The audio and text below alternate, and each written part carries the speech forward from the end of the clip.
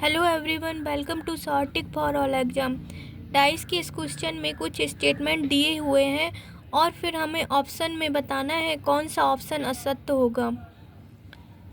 पहला स्टेटमेंट दिया हुआ है बैगनी के विपरीत जामुनी है, यानी इसका मतलब ये हुआ बैगनी के विपरीत ओनली जामुनी कलर है।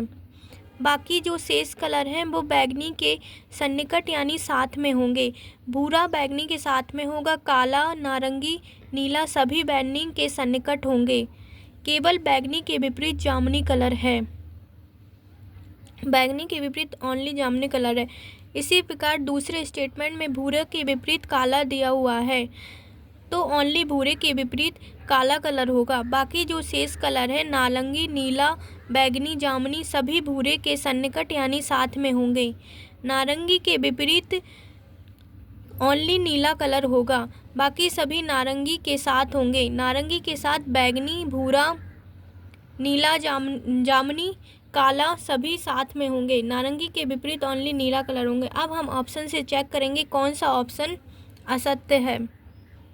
बैगनी काली और भूरे के सन्निकट नहीं है, जबकि यहाँ पर दिया हुआ है बैगनी के विपरीत जामुनी कलर है।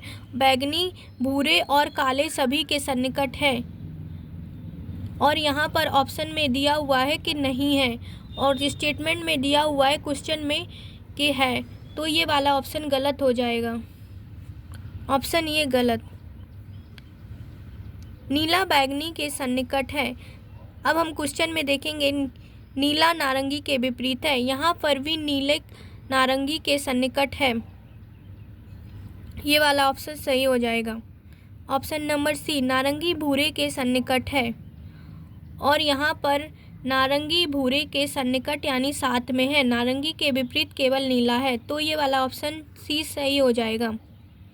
काला नीले के सन्निकट है और यहाँ पर भी काला भूरे के विपरीत है और काला नीले के सन्निकट यानी साथ में है।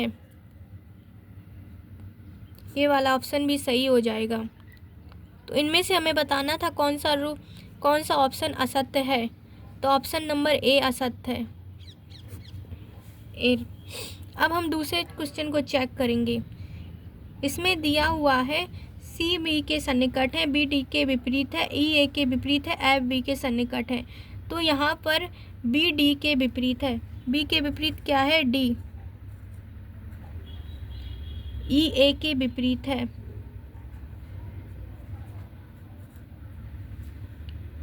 एफ। अब बच क्या गया? सी, तो एफ सी के विपरीत हो जाएगा।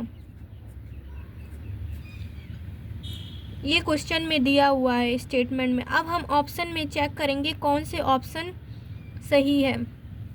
ऑप्शन नंबर ए सी ए और बी के बीच में है। ए और बी के बीच में क्या है? सी।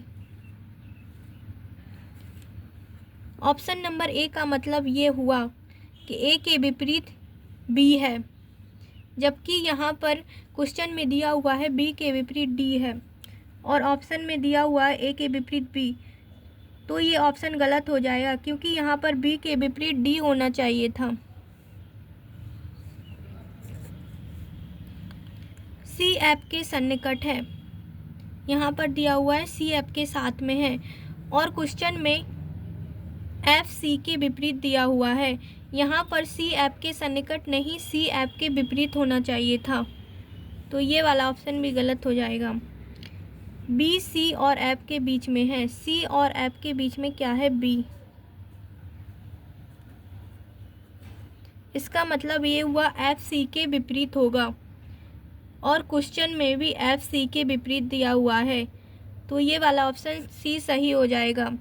डी बी और ई के बीच में है, बी और ई के बीच में क्या है? डी। तो इसका मतलब ये हुआ बी ई के विपरीत होगा और यहाँ पर बी के विपरीत डी दिया हुआ है, तो ये वाला ऑप्शन भी गलत हो जाएगा। इसमें से हमें बताना था कौन सा ऑप्शन सत्य है, तो ऑप्शन नंबर सी सही है। ऐसी और वीडियो के लिए हमारे चैनल को लाइक, शेयर एंड सब्सक्राइब करना ना भूलें।